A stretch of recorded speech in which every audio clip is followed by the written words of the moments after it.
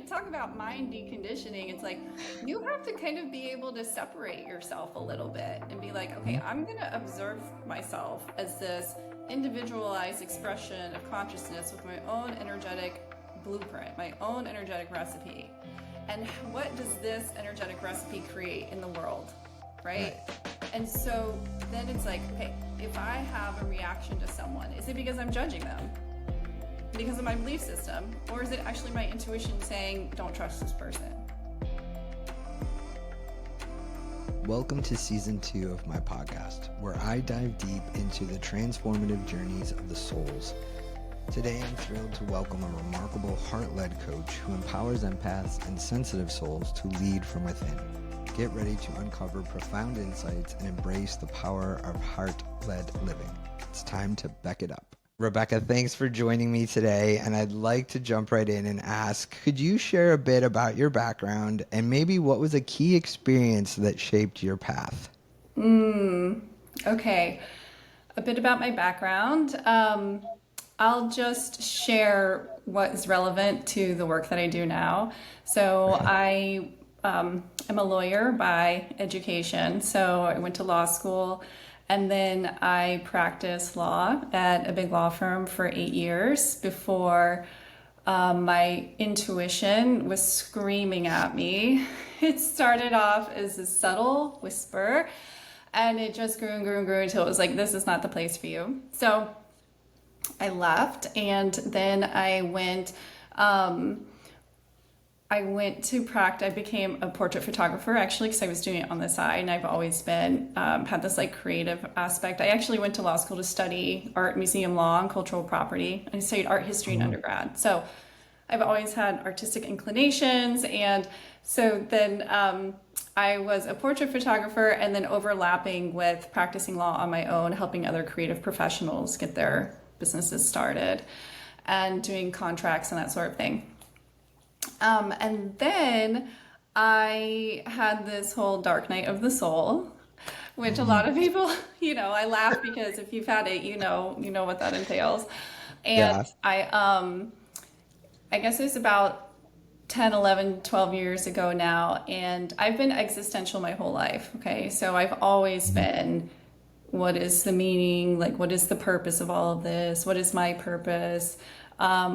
I had a lot of inner chaos and turmoil. I was doing everything on the outside that I was told to do, go to school, do well, get a good job, do all these things, right? But on the inside, I was just like, still just very confused and about about life and about meaning and purpose and all of that stuff. And so when I went through this really challenging personal time, I started on my spiritual and personal development journey, which is how it happens for a lot of people. And the very first thing I learned was that I'm an empath.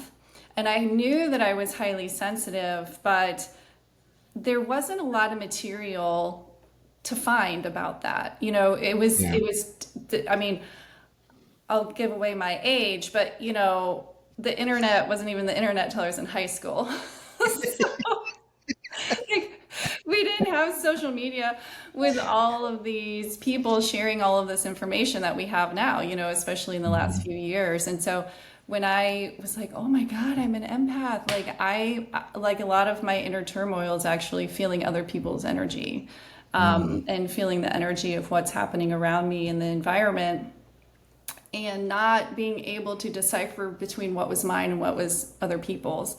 And so that spurred my whole deep dive into the full spectrum of personal development, from emotional intelligence, which you don't have to have any underlying spiritual beliefs to, tackle. And anyone from any wake of life can work on their emotional intelligence, right? So it's like an up here layer, and then I just kept digging down, down, down into basically getting into the world of energetics and vibration and quantum physics and really the nature of consciousness. Like that's really where my interests lie, is like that very the fabric of the mystery, right? Is where I spend a lot of my time exploring. But during that process, the main lesson that I had to learn was how to love myself. Mm. And this was before it was like on social media, there were no books, I didn't know what to do. And I just kind of piecemealed it together. And through that expansion, I was liberated, right? I was liberated from my own suffering and I was liberated from my own inner turmoil, my inner chaos. And then I was like, okay, now that I've experienced this, I want to turn around and help other people experience this. And Mm. so then I went and became certified like as a life coach in meditation and mindfulness, neuro-linguistic programming, emotional intelligence, right? Like the whole, because there's not just one thing that we need. We need Right. we need a lot of pieces to the puzzle, right? Yeah. Because humans are so complex and nuanced. And anyway, so that's where I am today. And so I had, and there's so much more. That's why you asked me two questions. What was the second half of the question?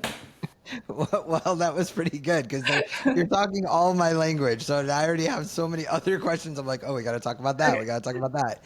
What was like, was there, you talked about the dark night of the soul, and I know what you're talking about. And I've had a lot of people talk about that on this podcast. So the second part of the question was, what was a key experience that shaped your path? Like, was that the most pivotal, or was there something else that maybe wasn't so huge, but you know what I mean? Still also very pivotal in shaping who you are and where you're at.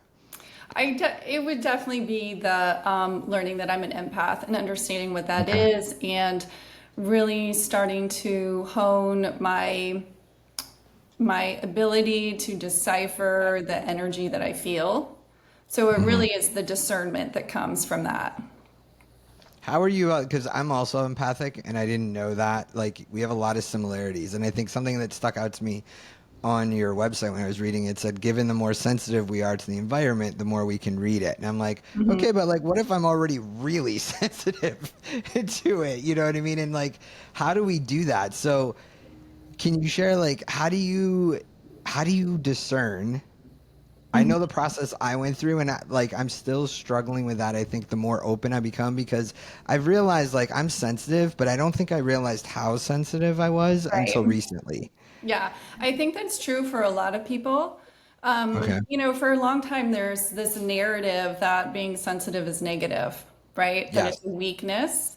Yep. And so, a lot of times, the way that this really shows up in our daily experience is codependency Hmm. and feeling insecure and not being able to make decisions for ourselves, right? Like we outsource a lot of like, well, how do I feel about that? Or I'm feeling kind of weird, but I don't know why, right? There's a lot Hmm. of just confusion and chaos, right?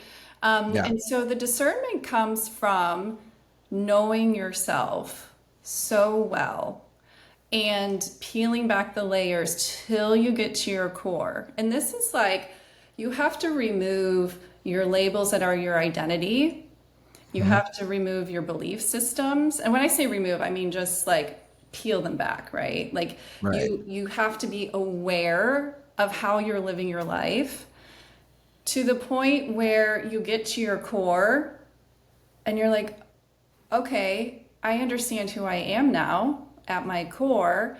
And now I can choose, do I want this belief system back on? Do I want this belief system? Like what am I, because our belief system is our foundation for our life. Hmm. Like, so we get to our core and then we have this foundation based on our belief systems and then our identity. And so then you can choose like what labels do I have that I want to keep as my identity? What belief systems do I want? And once you're able to kind of rebuild that, then you know yourself so well and you know how you feel about certain things that when you feel something different, you're like, "Oh, that's not Hmm. mine." Right? This is one of the things that I had to learn the most about was my codependency because I didn't realize I was feeling other people's energy, right? So I was constantly Yeah. outsourcing my decision making, right? Like, well, what will this person feel about this? And it is good to think about other people. We're not operating in a vacuum, we co create, right? But there's Right. definitely a sense of doing it out of fear of rejection, out of fear of not Mm. being deemed worthy or good enough by other people. And I know spoke about a lot of different things, but that's what I mean about it's really complicated and nuanced. But when you get down to it, to learn to have better discernment about energy, it's the more you know yourself and how you operate and how you react to things is how you will notice when things are different from what you're used to feling.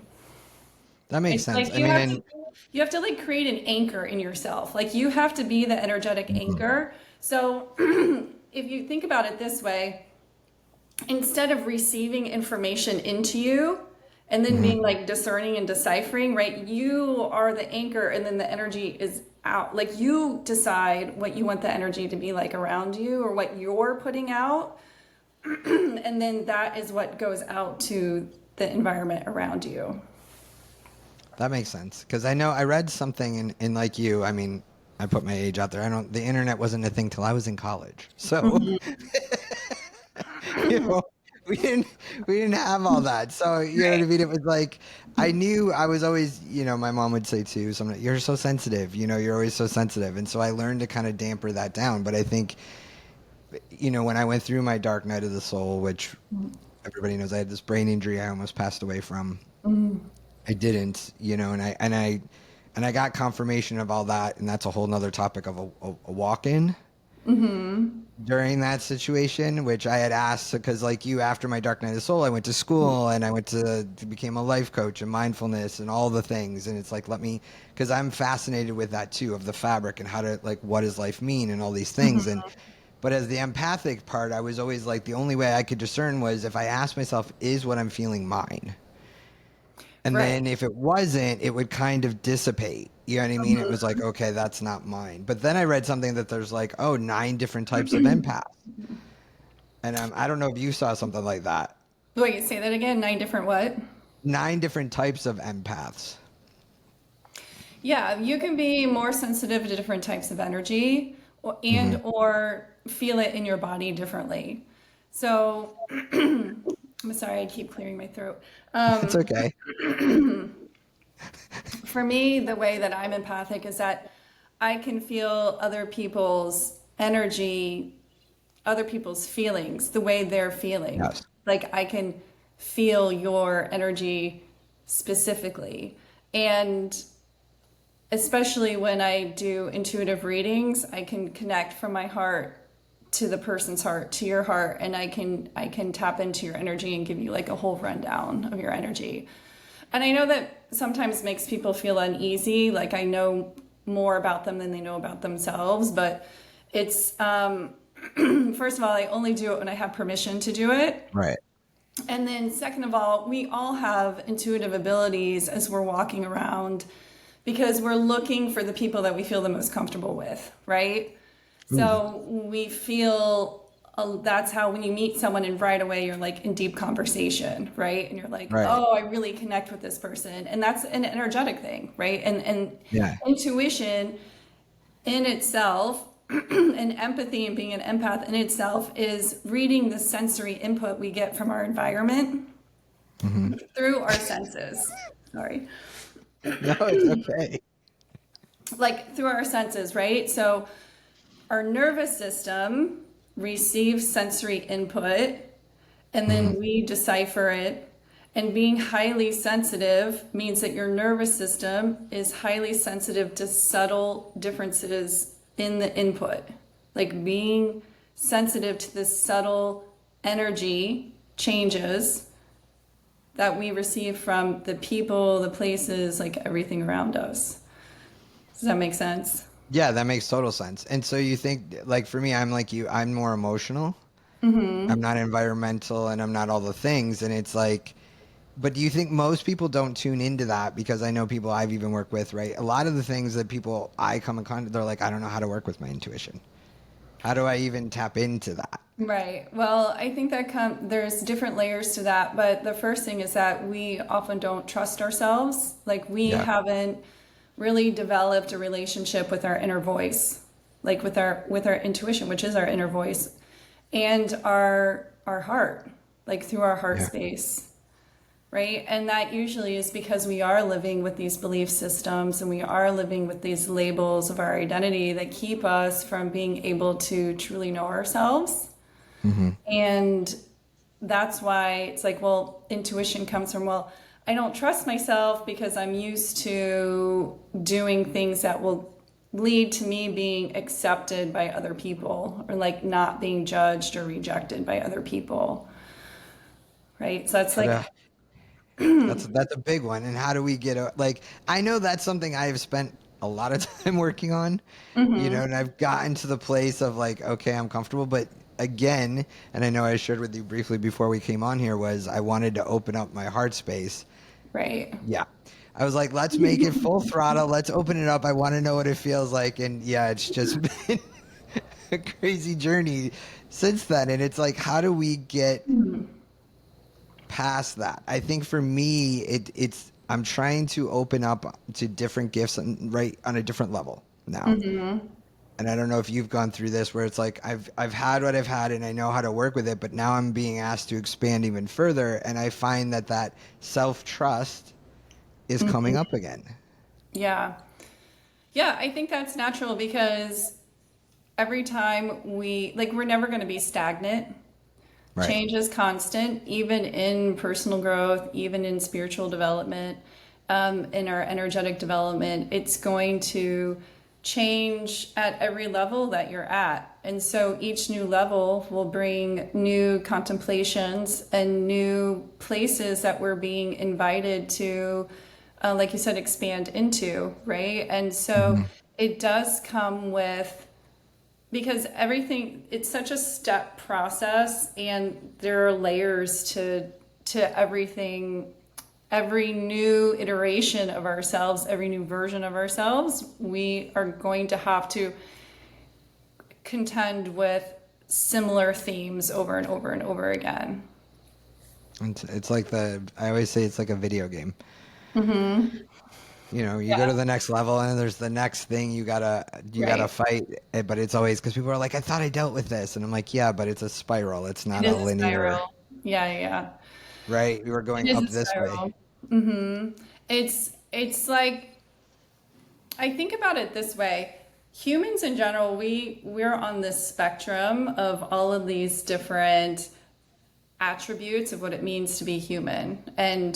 Yeah. And they lead to a different energetic recipe for each person. It's like everyone has their own unique thumbprint, everyone has their own unique energetic recipe. And if you think about that, like that's pretty wild that we have 8 billion people currently, I know. over 8 billion people alive, and not even the people that have passed, right, and been here before. But like everyone has their own little recipe combination of like, oh, you have a little bit of like abandonment issues and you have a little bit of this trauma or you have this, right? Your Mhm. nervous system acts this way, your brain acts this way, and you have we're just so individualized in our energetic makeup and our energetic recipe that when we are working on something, it's going to open up other things. Like you're like, oh, Right. okay, I feel good now about I've healed my abandonment wounds. Like I know I'm worthy. I know that I'm lovable and worthy of being loved and attention, like all that stuff. Like you heal that. And then it's like, well, how do I feel about it for myself? Right. And then you have to go to the next layer. Well, now how do I deal with that as being a mom? Am I being triggered by my kid's behavior? Right. Like there's Oh. just so much nuance, right? Mhm. Like we're just so complicated that every time we work on something, then something else is opened. I want to know your insights just because I know when also an artist, and I'm an abstract artist. Okay. And I had this woman buy one of my paintings in a coffee shop in Canada when I lived there, and the guy told me that she ran this clinic and she believed that the heart heals the brain. Mm, And she didn't know my story and was called to my paintings and said that's ironic because he's a brain injury survivor. Because mm, she said there's a frequency behind these paintings, and she even called, and I never had thought about that, like your heart heals the brain. And so I'd love to know, like, how do you feel about that statement? I love that statement. Um, it's interesting because I think that you also are familiar with the gene keys. Yep. There's a line in the Gene Keys, and I can't remember which one it was. The book is like massive, right? Yes. So I No, don't it's behind me. It's like this. so big. I can't remember which Gene Keys it was, but that book speaks to me so intensely, like right to my soul, like the energy of that book and the whole system. Um, there's a line in there, and it basically says that we believe that the human body, like our spiritual abilities evolve as our human body evolves. Hmm. But really, it's that the physical body evolves as our energy, our spiritual body Hmm. evolves. I hope I said that. I think I generally in the terms that explains it. But what that means is that it actually is our awareness, like our awareness to our divine self, which is energy through the heart space, right? So we have to like Hmm. connect all these dots. And that when we the more that we do that, the more we evolve as a human, right? And so from the brain standpoint, we think about our mind. I actually just wrote a newsletter about this too, is that who do we serve, right? Are we serving our heart or are we serving our mind? Right? And when you can really get to your heart in its purest form without all of these incorrect beliefs that we have, usually it's fear, right? Usually we have Right. fear and wounds and we have all of these things that live in our heart, right? But it's not in our heart because they're from the mind, Hmm. right? So our fears and everything, they originate in our mind. It's this interesting thing where our bodies want to keep us alive. Like our brain's primary function Right. is to keep us alive, Yep. right? And so what comes with that is a lot of fear, right? And we need a certain amount of that so we don't run across the street and get hit by a car, right? Like we have to be aware of the things that could harm us. But then we get into these patterns, right? And then we're talking about neuroscience, right? Yeah. So then we have these patterns of thinking, the limiting beliefs. We've heard this terminology for a long time. And it's like, well, I can't change my thinking about that. I can't change my belief about that, right? Like it is the heart that is able to, once you can really expand your heart and work on freeing yourself from your fears and your various I would say wounds, because people are like, oh, I'm working on this wound, but like it's basically fear, right? It's like fear Right. of not being worthy, fear of being unloved, fear of not being important, right? Fear of being rejected and abandoned and alone. A lot of that comes from our history of being tribal, right? Like if you're Hmm. rejected from the tribe, then you're going to die, right? So it's like survival, right? So we have these things that kind of like act as a shadow on our heart, kind of like dust. We think about it like just being like dusty. We have like these things that keep us from truly living from our heart, and those come from the mind though, like that comes Yeah. from the brain. And so it is true that when you can heal the heart, like Heal the you, brain. yeah.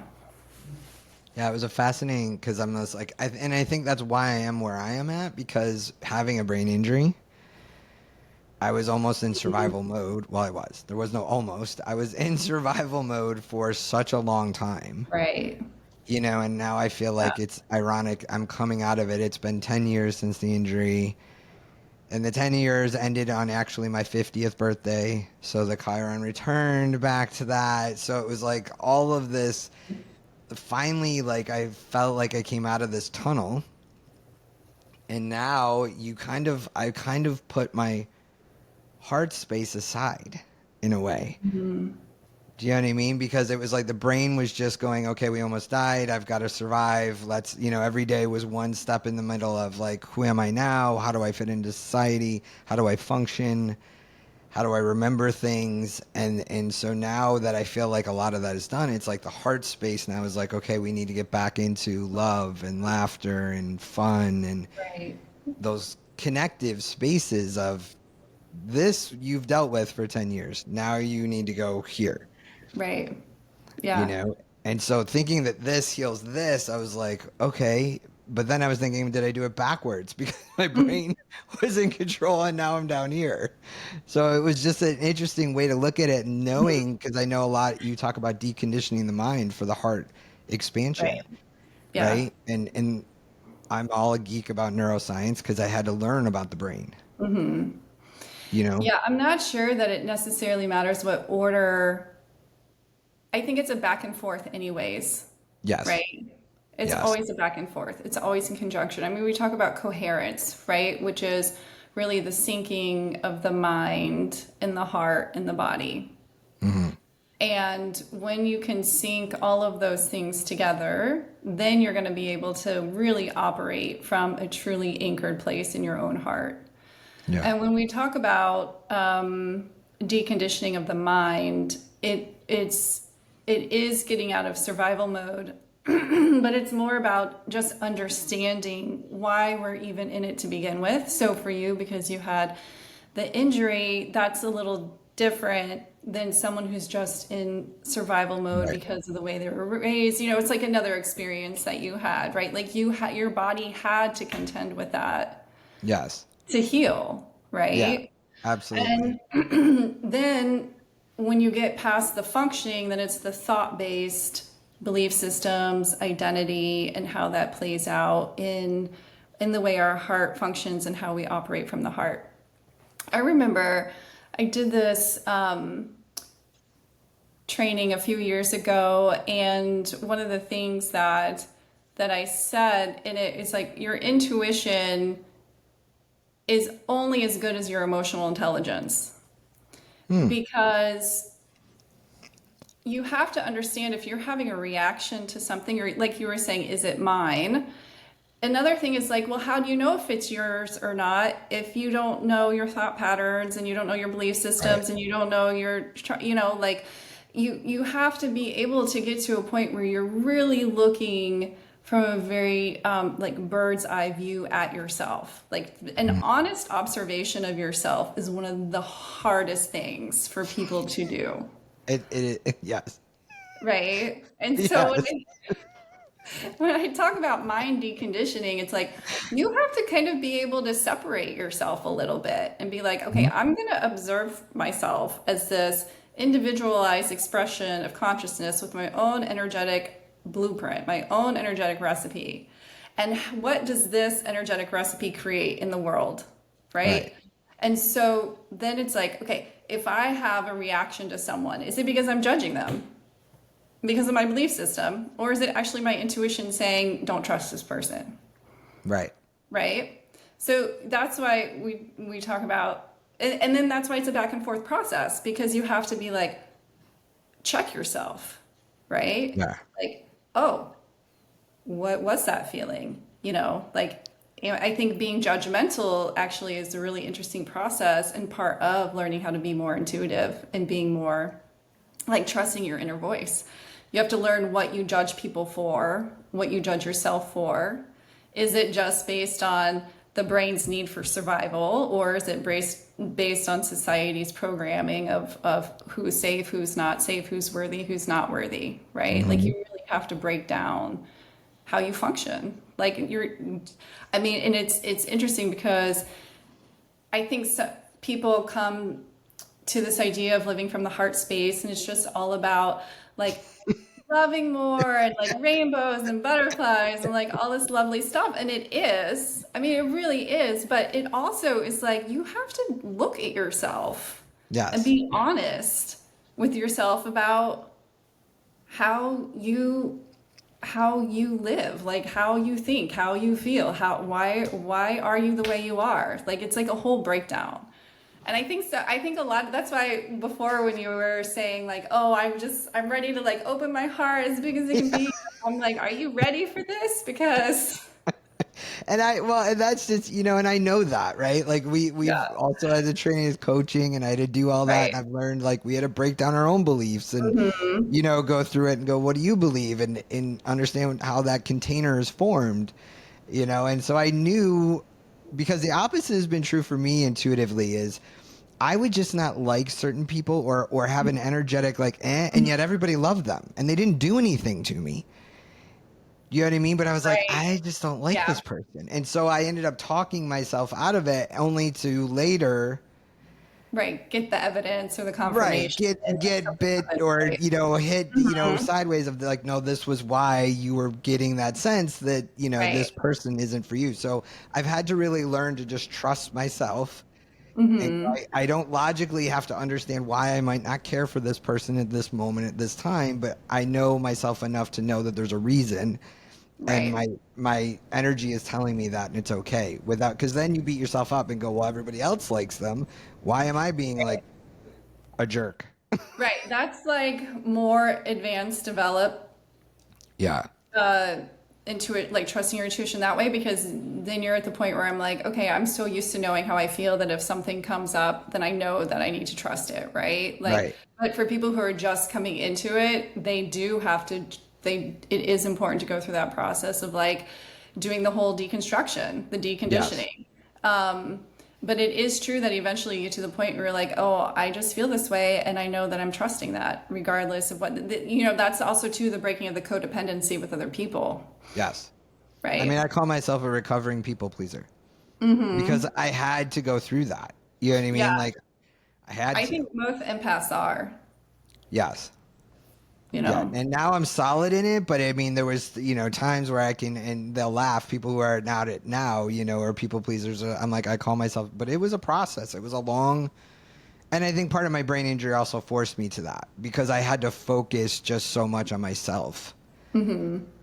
It was like a fast track. How I look at it is the universe was like, okay, we need you to upgrade fast, so here you go. Right. Because if you look at a brain injury, you lose like people are like, explain to me how it is. And I said, take your life at 41 and wipe it clean. Your identity, what you did, like totally everything, and start over. Hmm. It's That's intense.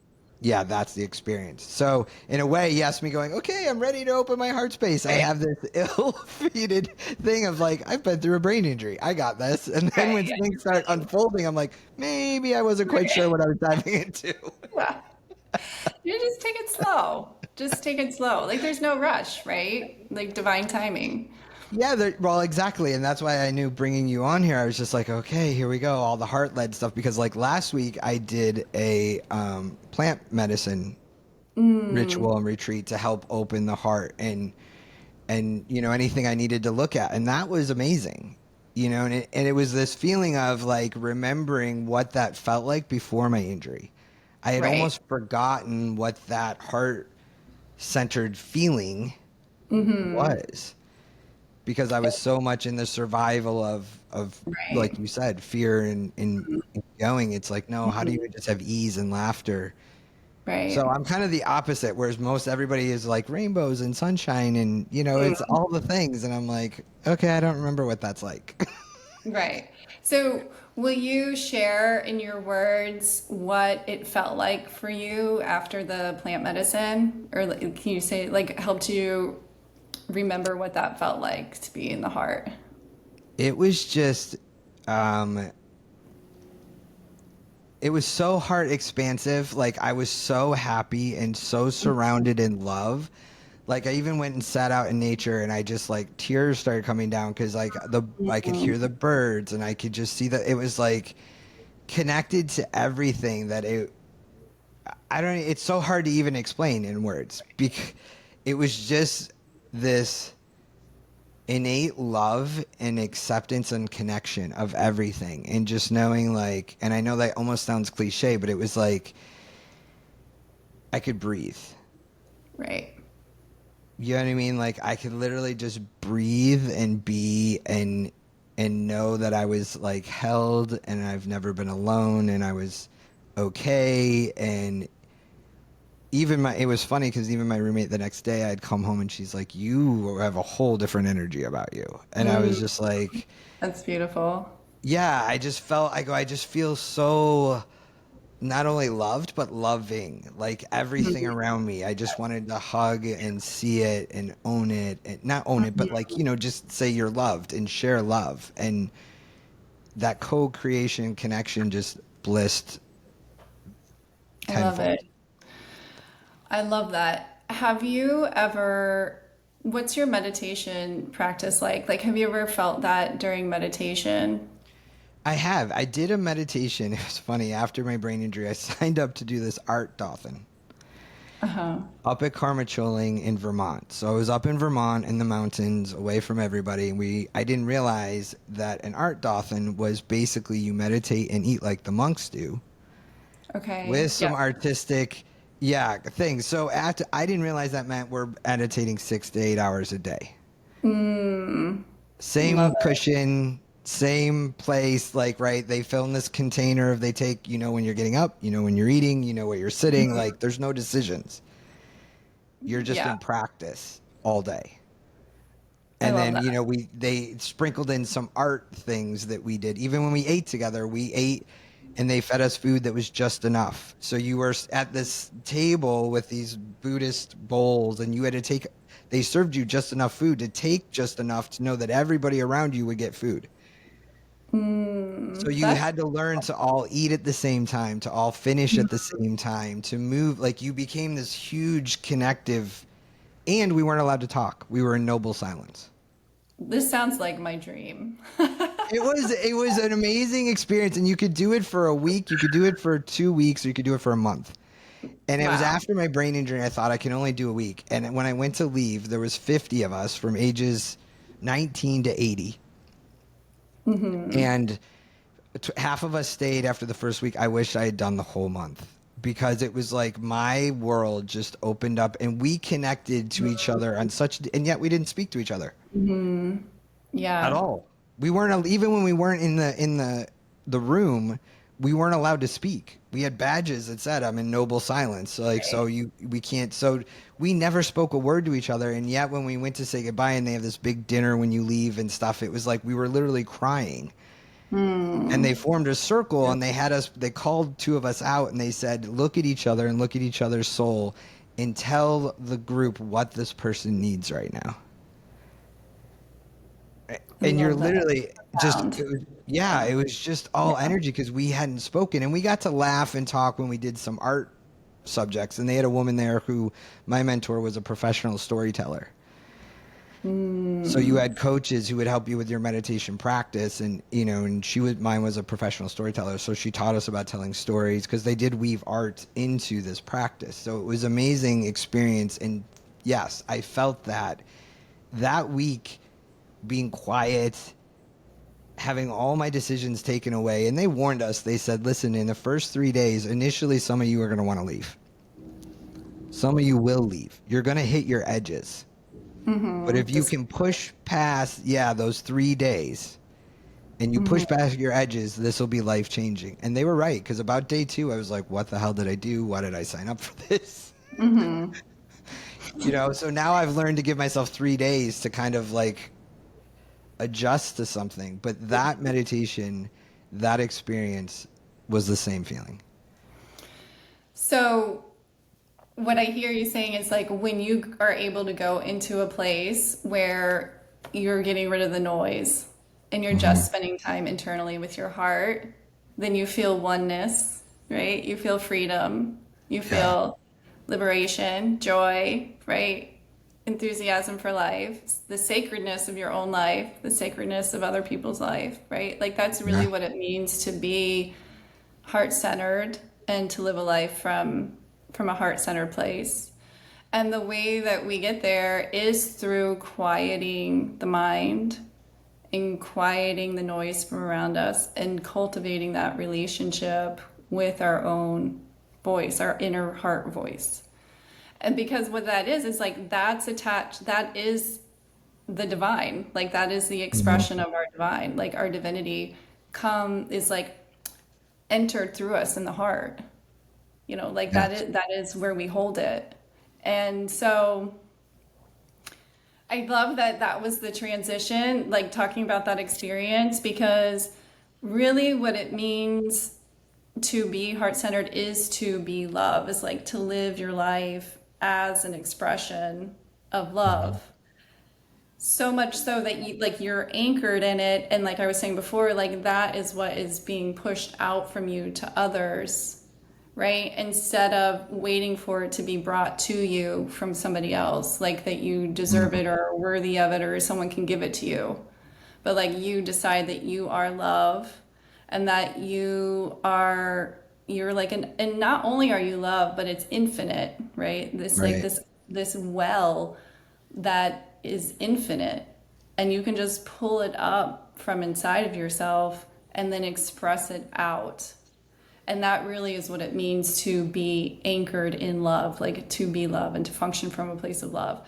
And then, but there's a lot that goes into that, which is like you have to see other people in their own divinity too. Like you have to Hmm. see other people as whole. You have to see other people as worthy, right? Like when my whole search, being existential, my whole search has been like, what is fundamentally true?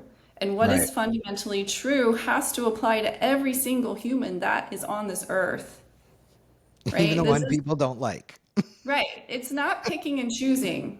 Right. This is like, if this is true, it is true for everyone, Right. right? So if I go through and say, okay, I'm inherently worthy as a human, right? I'm Hmm. inherently worthy as a soul, that means every other person is too. And Right. you have to see them that way and treat them that way.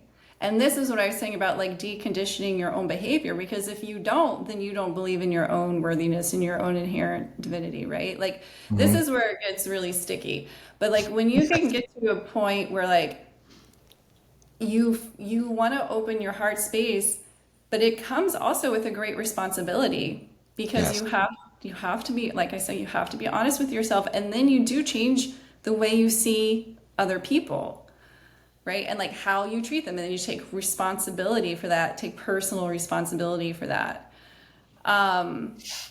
I love that you just had that experience with the plant medicine, but also challenge you to know that you can access that at any time. Right now, that Yeah. like, so what happens is we're able to have these experiences where we can be in touch. Well, oh, that's what that feels like. Hmm. Oh, I have the capability to feel that.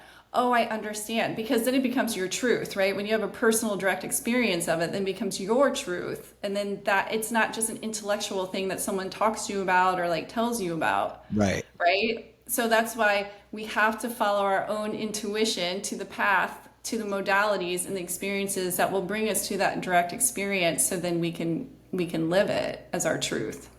Yeah, and what was funny about that is my friend it was her pilot program, and whatever, she had asked me to do it, and she, for whatever reason, changed the program. She had already done two pilot groups. She had a West Coast and East Coast, but she changed my group, not knowing, to a heart-centered journey. Hmm. And I was like, "Are you kidding me?" She's like, and, I've known her for a long time. She's an amazing medical intuitive herbalist, all the things. She's Uh, gone to Peru and worked with shamans, and she goes, "What?" And she had us meet, which was great. There was like 2 weeks of integration, like practicing. So we did this heart centered meditation every morning and night and during the mm, day to start practicing, just getting into that space. What was our intention with the plant medicine? So when we mhm. meditated, it could, and that really helped prepare, right? Because the whole point of this is it's here to teach you something and then integrate and embody it, right? Right, It isn't the crutch. It's what did you learn? What did you right. experience in working with it? And she had us meet an element instead of a guide. Oh, that's cool. Yeah, so that again, she changed that. So she goes, I don't know with you guys, I've totally changed everything, and it was amazing. But she's like, this is what I'm being drawn to do, and it was like, of course you are. So I Mhm. ended up meeting water, which right. So I was Mhm. like, of course it's water. Of course. Of course it's water. When you said an element, I was like, oh, I wonder which one. I was like, oh, it's water It's before you said water. It was it. totally water. You know what I mean? For me, for somebody else, it was fire, but it was like, for me, it was water. And I'm like, Mhm. okay. And so it was really, and she had this playlist that they played during the whole experience purposefully. Certain, music was selected. And it was funny because even when I was sitting outside, What a Wonderful World came on. Oh, that's sweet. Right. And it just happened to Right. coincide again, Right. happened, so to speak. And that's You why I gotta was love just how like, it works. yeah, Yeah. you know what I mean? It was just like the universe, like, here you go. So I didn't go in with any expectations. I was like, let it just show and teach me and embody, whatever that experience was. But it was interesting. So when I've said that, now Mhm. everything the universe is like, okay, you want heart opening? Here we go. Yeah. I love it. Well, you're ready for it. That's why you called for it, you know? Well, and I think it's a difficult because, like you said, when you say that, people are like, "Yes, that sounds amazing," and I'm like, "Okay, but so how do people start dismantling beliefs?" Because two things I think. Well, first let's talk about this because I don't know if people understand what emotional intelligence is. Okay. So how would you describe what emotional intelligence is? Emotional intelligence is being able to have increased awareness of Hmm. yourself and being able to observe your own behaviors so that you can understand how that shows up in your life. So it's emotional intelligence. I'm not sure I said that well, actually, is being able to be aware of and observe your own thoughts and feelings and behavior to know how that creates your life. Perfect. You actually said it well too the first time. Okay. Just so you know. I don't know. It's a video Sometimes it that just you goes out and I'm like, I don't know what that was. So, No, you did try again. perfectly. Just because I Okay. know people are gonna be like, "What are they talking about?" And I'll be like, "Okay, let's break that down." So, how do people then start? And I don't want to say analyze. How do they start inspecting, I guess, their own beliefs? Like, how do they start to peel? Yeah, the starting point. So usually people come to this place because something happens in their life and they're experiencing life in a way that is causing them discomfort, suffering, and they want it to change, right? Hmm. And so you, I think it's really important, I think, to work with people who have been through it and to have the experience and the information to help guide you, right? Like you can do this with a therapist, you can do this with certain life coaches, know this, spiritual coaches. How do you, that's actually a really good question. And I think that because it comes so naturally for me and I've been doing it my whole life, Hmm. it's actually really hard for me right here to think about how do people start doing it if they've never done it. I feel Right. like anyone who would listen to your podcast is already interested in this kind of stuff and would already naturally be doing it. So let me see if I can find, let me just see if I can intuit channel an answer for this Okay. because I think it's really important, but it stumped me because it's not my experience.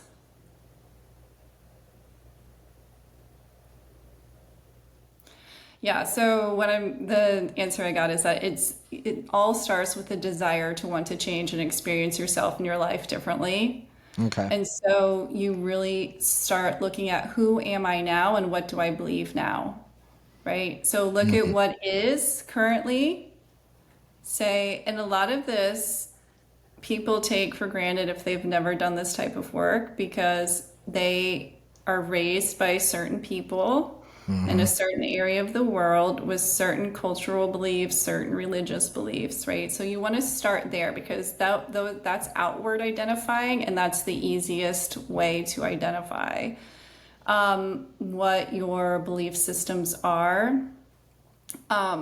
And then from there, you can move more internal to your beliefs about yourself, you know. But if you start the outward facing beliefs first and then move internal, that would probably be the easiest. So it all starts with the desire. I want to feel different. I want to experience myself or life differently. And then who are you right now, right? Because you have to have the starting point. Yeah. And then you can look at, well, what do I want to experience? And then you have to work on shifting your beliefs to get to the new experience. No, I think that's a great idea because I just had an anthropologist, right, who was on the podcast, and we talked all about that culture, and that's been her driving force of how does culture affect and shape us and change us? Where do we come from? Who we are, our genders, all those Mhm. things, Yeah. which because she brought up a good thing speaking about that. If people are like, well, what do you mean? Like, what's interesting to me was she said it was very difficult for her to be in America and her parents are trying to bring the old traditional ways of where Mm, she was from here into America. And she goes, it doesn't work. You yeah. can't do that. You can't bring the culture from another country and our traditions and try to then go, okay, we're here, but this is the way. And so she goes, it actually created, she's a first generation American. It created all these complications for her of, That's trying so to fit in. interesting. Yeah, and Right. who she was and all those things. So I think that's a great starting point to share with people because I think we take for granted that those are the things affecting us initially. Right. But it's also interesting too that her parents, like, or when you're in it and everyone else around you is doing the same thing, you're like, oh, this is just the way it is. You can't see, there's no contrast or duality for you to see anything different, Right. right? And so then you just are like, you accept it, it is what it is, there's no problems with it, right? It's not until you take that and then move to something else where you can see the contrast and the comparison and the duality. And then you're like, oh, wait, that doesn't work anymore, right? So it's Right. interesting that this is why it is helpful to work with people and why learning how to be so observant of yourself and so self-aware, because if you don't have that space to see the duality then or anything different, then you can't even imagine it being different or that there are any other options, right? Because that's usually what it is. It's like, oh, this is just the way it is, there are no other options. So you're like, no, actually there's a whole bunch of choices you can make, Right. you know. Well, and I think And travel, right, helps with that. Even if you're oh, traveling sure. within just even the United States. I've lived in Yes. the, I was born and raised in the Northeast. I've lived in the South for 23 Mhm. years. I lived in the Southwest. All very different Right. experiences. Yeah. And I think too, it's important to remember that it's all neutral, Yes. right? There's no like good, bad, right, or wrong inherently. It's just choices that people have made in the generations that came before that created the culture and the society in which we live. And that we're not saying, oh, this is bad, this is good. Inherently, well, like then you get into whole like if you want to go into like philosophical and moral conversations, like We, like we where can, do we draw the line? But at the same time, we like each individual person is trying to hone their lived experience, yes. right? To be true to themselves so that they can fully experience who they truly are.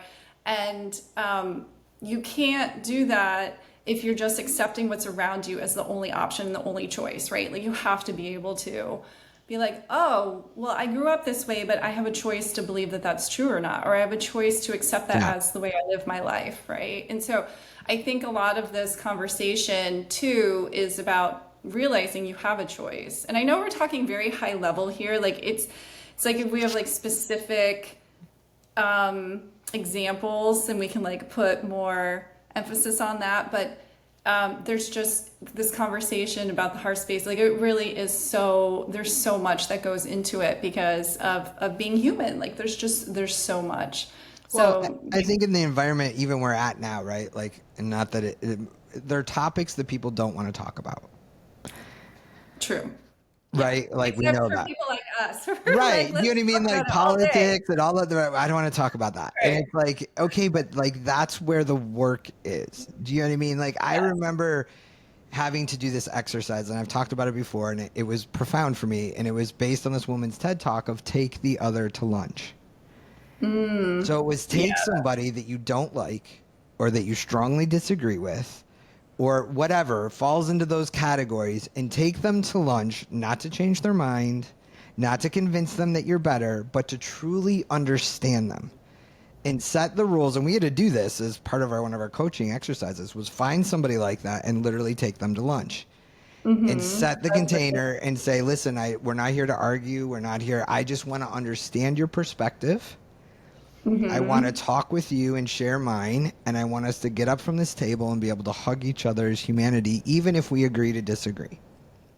Right. I think that's really important because one of the things, like when I was talking about neutrality before, it's more of seeing the other person as their own unique expression and seeing where Yes. they came from. Like, where did their recipe come from? And it came from their childhood, where they were born, how they were raised, what they were exposed to, right? Like all of that stuff that gives them their recipe and their beliefs, like their life, the way Hmm. like politics, all that stuff is based on their recipe and like their experience. And if you can see someone else like, oh, that's just that recipe and that's that recipe, and you don't have to judge it, you can just see them as worthy and divine just like you. Like you're an expression of consciousness, they're an expression of consciousness, they're just on a different part of the spectrum, right? Right. So it really comes to this place of like, oh, you can just let them live without judging them, right? Coming back to the whole, how do you judge other people? How do you judge yourself? Like, are they worthy inherently? Are you worthy inherently? Like you have to be able to see other people as they're just living their expression. And as long, this is always my baseline if they're not hurting other people, just let them be, Yes, that's what I say. right? Like, But then we you can then people are like, well, then let's talk about what hurting other people. What is that? I'm like, oh God, here we go. right. I mean, then there's the whole philosophical and moral conversation again. Um, but I also want to weave in to this conversation the metaphysical side of Yes, being please. heart-led. Okay, because this is like my favorite and really where I spend a lot of my time is that when you live from a heart-centered place and the more love that you hold in your heart and so you've diminished your fears, right? Like you're Hmm. working on getting rid of your fears. You're working on healing your wounds and your beliefs about your worthiness, about your, the judgment, about your identity, all of that stuff. And you're able to hold more and more love and operate from this place of love. Like you become more intuitive and more psychic. Okay. Hmm. This happened for me when I was just on a walk one day. And also, to give a little bit of background, I've been meditating since I was in college. Hmm. I was just lucky enough, I was dealing with anxiety and stress, and I went to the University of Florida, and in their counseling department, like you can go get free counseling. So I went and I signed up, and the woman that I worked with, she just happened to be studying neuroscience. I mean, again, Wow. giving my age away, this was 1998. Okay, long time ago. So like again, before Instagram, neuroscience. Right. So she was studying neuroscience, and she taught me a form of self hypnosis Okay. as a way to handle stress and anxiety. And Wow. she taught me that the words we use in our brain like has an impact on what we're experiencing. And so I learned all these different modalities, and I also started yoga pretty at that same time too. So I was like starting a yoga practice and learning how to do self hypnosis. And so I have had a meditation practice for a long time. And Hmm. so I've had a bunch of different mystical experiences from meditation. Okay. And I like to talk about them in general because I think people think that people who talk about mystical experiences are like weird or that they're like, they're, I really just want to destigmatize, right? Yes. Like the whole thing because we are energy, we are vibration, everything is made of energy, right? If you want to get further into conversations about the nature of existence and all that, that's like down that rabbit hole on that side.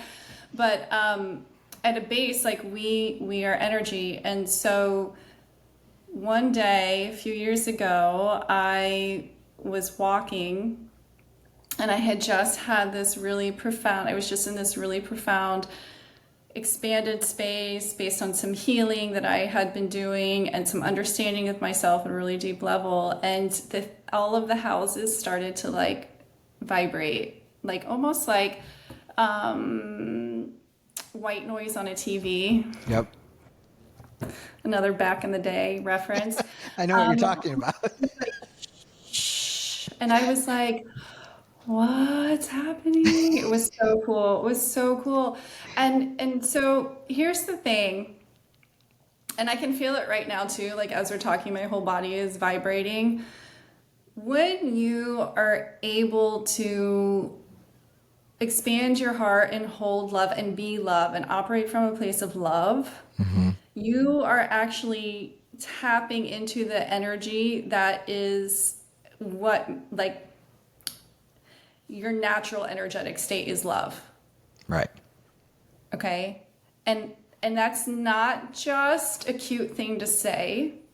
And it's not just a thing that poets write about, right? And it's not what mystics claim, right? Like it is actually true because I've experienced it for myself. Hmm. Okay.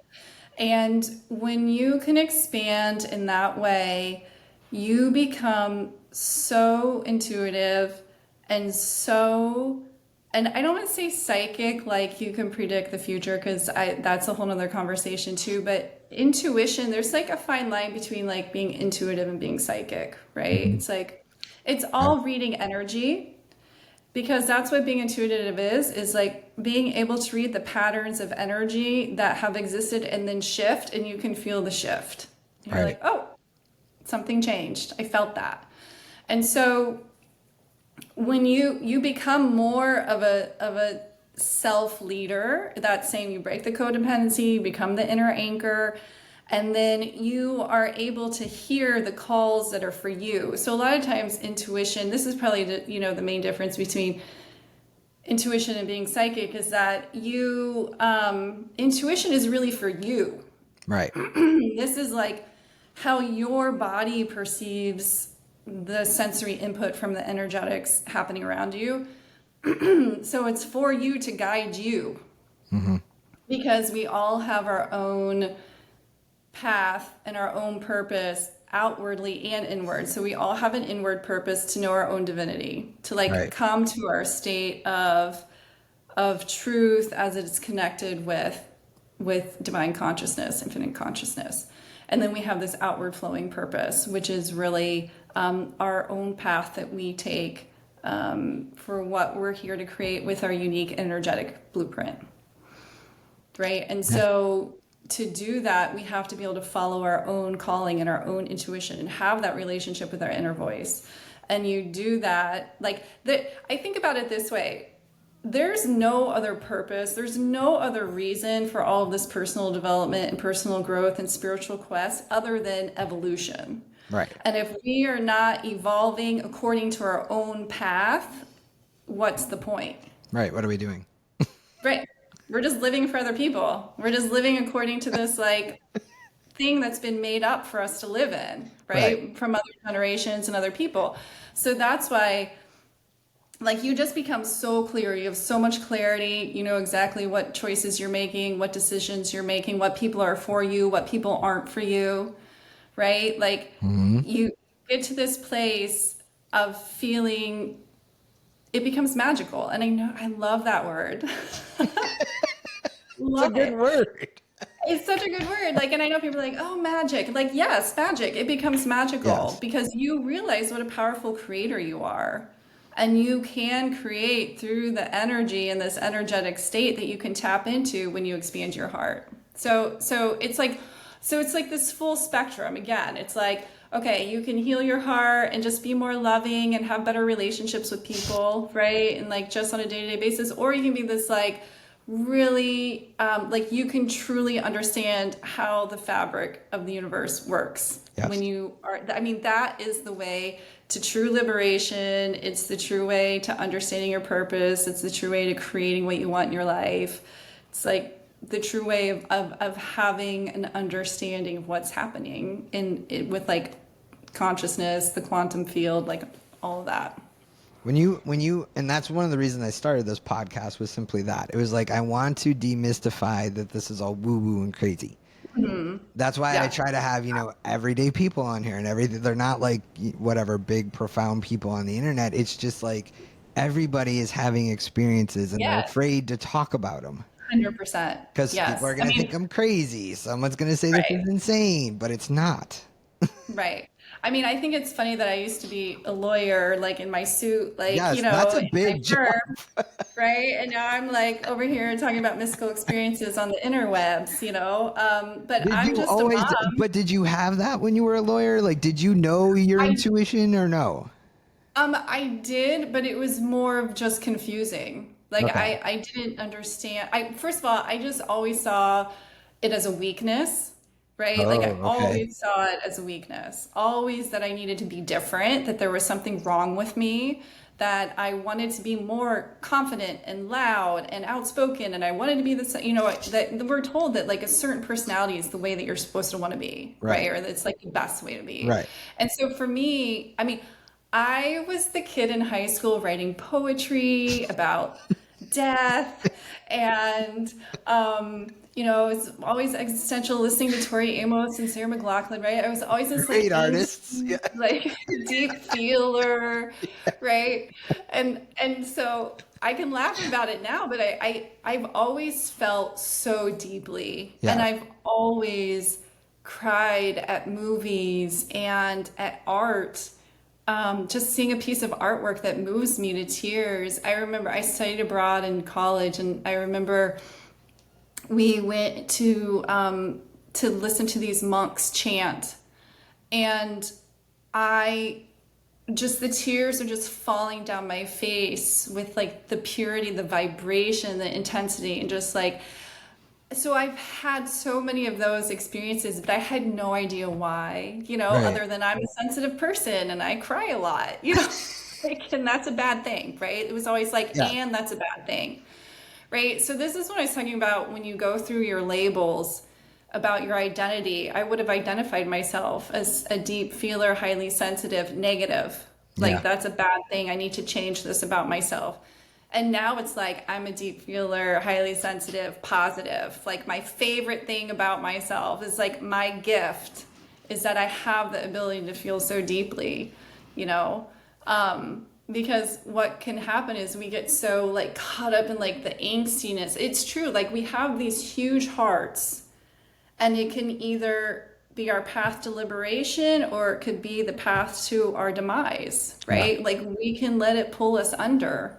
We can, this is honestly, I feel like it can lead to like depression, anxiety, right? Like all of these things, unless we're able to reframe it and see it in a way that really is more of a true expression of who we are and who we're meant to be. Like I fully believe that people who are highly sensitive, empaths, big hearts, like we are the ones here, like we are more evolved, like we're here to change the world. Hmm. Like as a species, we are moving to that direction of feeling deeper and being more energetically connected. Hmm. And we'll only be able to feel that if we are like that oneness that you're talking about, that you feel that a lot, when you do plant medicine, when you do meditation, people are like, oh, I felt so one and connected with everything and everyone. We are actually moving towards that as a species. Like our individuation will diminish, and we'll be able to move more in that like Flow. cohesive. I mean, and if you want to talk about it like down the road, like this is how we get to telepathy. Oh, for sure. Absolutely. Yeah. Yeah, that's always, I mean, because what's interesting is, and as a kid, I get it, because like I cried when E.T. died. Like I was Yeah. bawling in the theater, and my mom was like, Devastated. "What is wrong with you?" And I'm like, "Oh my God, he's dead!"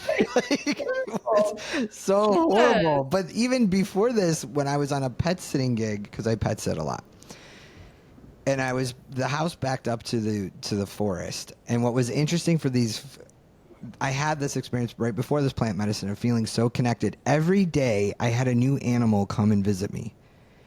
And I know Mm, you know Joe Beth. Joe Beth was there one day with me. We were yeah. painting rocks. A baby deer came out. Wow. So then the next day I sat out there and would just drink coffee, and a mama gray wolf came out with her pups and literally ran down the hill and stopped and just stared at me. I have pictures of all of them, and her pups are running all around, and the dog that I'm watching, like, he's howling. She don't care. She's just looking at me. And then finally the dog kind of moved, and then she took off. Then the next day, a deer, a doe came out. She walks down the hill, and literally I have video of her staring at me and like stomping her hoof and just looking at me and just Wow. staring. And then the dog moved, and then she left. And then the next day, another gray wolf, or gray fox. Sorry, not wolf, gray foxes. Gray fox came out. Not the mom, Wow. just another one. It came out, and I had posted on Instagram. Some of my friends are like, somebody's vibrating high as, Yes. like, Yes. they're like, what is with you and the animals? I'm like, I don't know. Like, it's just been happening nonstop. And I just felt Right. so, even there, sitting there listening to the bird, like, I just felt so connected to the environment. I wasn't doing anything but having some Mhm. quiet time in the morning, drinking my coffee, just being. So like you were saying, it was like no distractions, no phone, and all this nature just was like coming to me saying like, I see you and you see me. And Yeah, they can feel it. They yeah, can and feel it. I had sent a picture to my dad because he's a hunter, but he's very big about the world. He's very big about nature. I've learned a lot about him. And he said, you know how rare it is to see a gray fox? Yeah. And I said, no. And he goes, let alone a mama gray fox with her pups. And I'm Yeah. like, he goes, they don't come around often, if at all. Right. And I'm like, well, Yeah. another one came in. I sent the picture and she's sitting right there looking at me, just not even could care less. So, I mean, they definitely operate from an energetic place, right. vibrational And to place. me, that's that connection of they are in that energetic space of like, right, Yeah. the now moment and the now of the energy of feeling it. And it's like they could feel that I was there. And it just seems to get more and more intense with me. So I'm like, okay, this is Mm. fun. You know what I It is mean? fun. It's magic.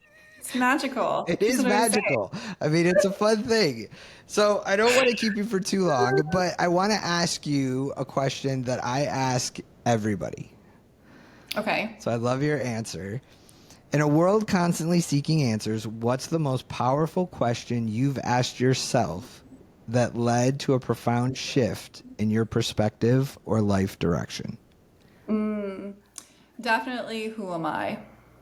Ooh, good one. Like, who am I?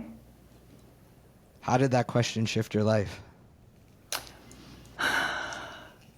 It really helps you to see again that we are just these characters in a play. Hmm. And what is actually true, like coming back to the fundamental truth, right? What is actually true about who I am, and what are the layers that were put on me, or labels that have identified me, or beliefs that I've used to make decisions and run my life. Which ones of those are just choices, Hmm. you know, and which ones are actually true? Um, I did also a plant ceremony maybe 2 years ago, and I was hallucinating, okay, Hmm. in my mind. And yet, my another layer of my mind was very clearly and coherently narrating my experience, right? And then I had another layer of my mind who was like, oh, look at that. I'm narrating my experience, right? And it's like, how many layers of your awareness and your consciousness do you have? Like, how many layers do you go back until you get to the one that is actually you? Right. And is the one that's actually you, is that actually Even you. you? Or are you just an expression of something else, Have you found right? that answer? So, um, yeah, I mean, well, I have an answer that I'm comfortable with, that Okay. I've accepted, and then beyond that, it's a mystery. And our brains, it is my belief that our brains cannot even comprehend beyond a certain point. Agreed. I agree. Okay. It's a mystery. It's the mystery is so powerful and divine and deep, and it's meant to be a mystery. Yes. And so we can have understanding and awareness to a certain point, and then we just have to let it go beyond that, you know? Because don't you think that's part of the being the experience here? Because we always have to look if we only just wanted to be totally magical and sovereign, then why did we come here? Exactly. We could have just stayed where we Exactly. were and wherever that was and been magical and sovereign. Yep. We are here to experience physical reality with our unique energetic recipes that we have. Yes. That's a perfect That's way to, exactly why we're here. Yes. that's a So, perfect way to wrap that up. yes. So beyond that, you just got to let it go. And so for me, I felt so much angst and so much pain in not knowing, right? Mhm. For decades. Like I was saying, I was existential. I mean, it's been like I don't have a choice but to think about these things. It's just the way my brain is. Yeah. But it caused me so much despair and so much pain.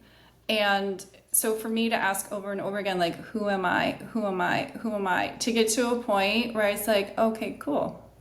I get it. I get it. And it brought so much peace and comfort and the end of seeking, right? Mhm. Like I'm a true seeker, but it's like the end of seeking and the beginning of just being. Yes. And that's when you get to the point where you can experience all of that joy, all of that peace, all of that love. Like that's when you truly can live that. because it's like, oh, I don't feel that despair anymore from needing an answer that my brain won't comprehend anyways. That's a good point. And you actually just kind of opened something up for me because I was talking to someone the other day and I was like, they were asking you, do you want me to pull a card or something or whatever? I'm like, no, no. I Yeah, just want to let it be. I just want to float. And they're like, oh, okay. And so I've noticed that right. lately about myself. It's like I'm not seeking answers so much anymore, as much as I'm just Yeah, allowing myself to be in whatever it's going to be. yeah. I know you said last question, but I'm just gonna No, add go one more ahead. thing. I could talk to you I for hours. I already know this. We could do it again. Yes, we will. Oh shoot, and I forgot what I was gonna say. Hmm. Oh, there was a point when I realized I was using meditation as an escape from my life, just Ooh. like people use all sorts of things to escape and numb themselves. But I was using spirituality, spiritual class, and meditation to escape. Okay. And so, what this full process, this like arc for me has looked like is that now I use meditation as a discipline, like as a way to discipline my mind so that I can train the nervous system and my physical body to hold more and more energy. Okay. Mhm. So that I can continue with the evolution of my intuition and being in the heart space. And so, shoot, God, I forgot what I was saying again. Okay, so the end of seeking and the beginning of being is that I used to use it as a way to escape and to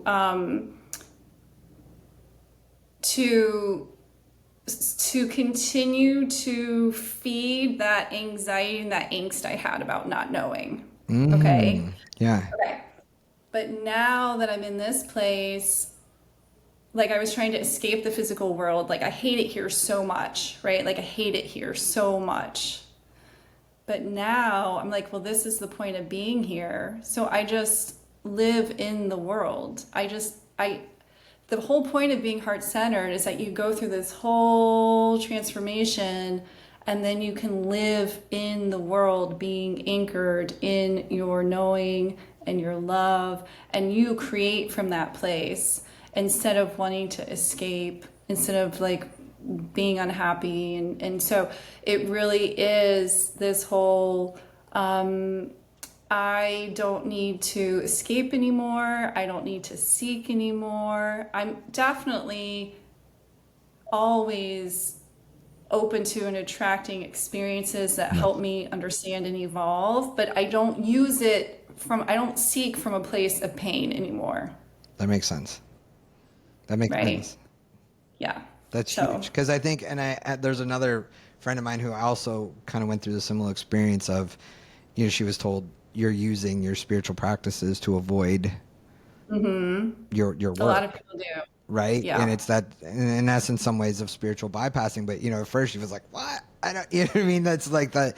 You'll be amazed, and I think this is something I don't know that you found, but people might find how tightly we'll hold on to our beliefs or our thoughts and make excuses for them. So when you're saying you really have to look at yourself from above, you really have to look at yourself and be really honest, and that can be really bitch slapping, for a better word. You know what I Yeah. mean? It just can be. You know what I mean? Like, you got to be able to Yeah. tell yourself the hard truth, as hard as it is, and accept it and understand that and go, okay, let me look at that, because only then can you shift it. Right. You So know? true. It's So so true. And that's why sometimes like we have to have that's why I think it's interesting. It's like whole heart centered, heart led, like intuition, internal voice, whatever, but it's still a path that co-creates with others, right? And so you yes, still have to have the interactions with other people to highlight things about yourself, right? Like, oh, I didn't know that. It's like right. so it's like this dance, right? It's like a dance between knowing yourself and co-creating with others. And then when you get to the point of seeking from truth and seeking from love, and seeking isn't so much the word as it's just being while creating. Like the seeking turns to creating, Yes, I would agree with that. you know? And I feel like that's Yeah. the transitional phase I'm in. Yeah. Yeah, and I mean, I'm no longer seeking, I'm starting to create. And that was my whole thing of how do I now create from my heart, and which what led me Hmm. into let me open it up widely Yes. and see Yeah, yeah, what yeah. that does. Let's do that. So Yeah. I know my higher self is an overachiever. So Mine too. I look back at my life, I'm like, wow, I've experienced a lot of like chaos and drama, and I'm like, oh, that's because I invited it. right, Because I was like, give me answers, show me the truth, and then the world is like, okay, here you go. Like the right. universe is like, all right, you want it? Here's a platter of like all of these experiences so that you can see it, so you can experience and see it. I think that sometimes you're like, God, I just want life to be easy, but do we really? Like, is No, that really people. what we I want? say that all the time, and they're like, "Yeah, okay, sure, sure, Right. you can be bored." But when you get to this place where you're at the end of seeking, you're like in the creation, you're just like Mm. creating from a place of love, it does become easier because you can actually see the negative things that happen as Yes. just a platform for learning. Like this is just another act in the story, Well, you and what I know? tell people now is my brain injury was one of my greatest blessings of my life. Yeah, because it showed you all of this, Oh, right? yeah, yeah. I mean, when people say dark night of the soul, I'm like, oh yeah, yeah. I was there. I was Mhm. in the middle of the tunnel, and I said, I don't know that I'm gonna get out of this. I can't even see. And I went through Yeah, EMDR therapy and all the things because I knew all the things to do, but none of it worked. And I think that's the thing that people have to realize too. They'll be like, well, what I used to do for grounding isn't working, or what I used to do. And I'm like, right, because your energy is changing. So the right. same tools aren't always going to work as you're integrating and upgrading, so to speak. You know what I Yeah. mean? Like you've It's got to learn, what is new. Maybe meditation doesn't work anymore for you. I've had somebody say that. And I'm like, maybe it's something else. Maybe it's sound healing. Maybe it's, who knows, you right. know? Yep. I think people get Different caught in that modalities. too. Yeah. So it's like you got to just, like you said, be open to the experience now and see where it's taking you. Yeah. So what shows up on your path, Yeah. right? So how Yeah, can that's the people work with you if they want to, or touch base with you? Because I know I'm bringing you yeah. back. Okay, awesome. Yeah, so they can find me on my website, which is heartledrevolution.com, and on Instagram, heart.led.revolution. And I work with people one-on-one and also have I actually have a course that I am recording, so I will have that on the website in the next few weeks. And yeah, so if anybody wants to reach out, that's where they can find me. That would be awesome. I'm definitely bringing you back. If anybody needs this information, it'll also be in the description box on all the podcasting platforms and YouTube. And until then, stay curious, stay empowered, and keep shining your unique light. We'll see you guys on the next one. Bye. Thank you.